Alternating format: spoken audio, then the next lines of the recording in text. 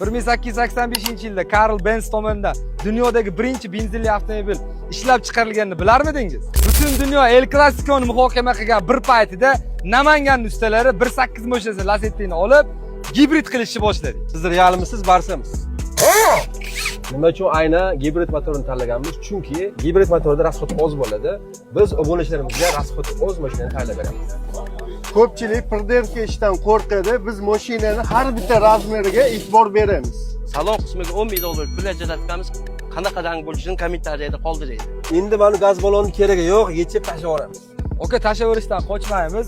Imенно mana shu gaz balonni eng ko'p kommentariy yozgan podpischilarimizga hadya qilib yuboramiz. Buni o'rniga Dubayda olgan Malibu avtomobilimizni gibrid sistemasini полный установка qilamiz. Attiga 4 litr benzin rasxod qiladigan mana shu Lacetti sizniki bo'lishi mumkin. Nima qilish kerak deysizmi? Videoga like bosib, mashina olmoqchi bo'lgan do'stlarga jo'natib qo'ying. Podpiska bo'lish esdan chiqmasin.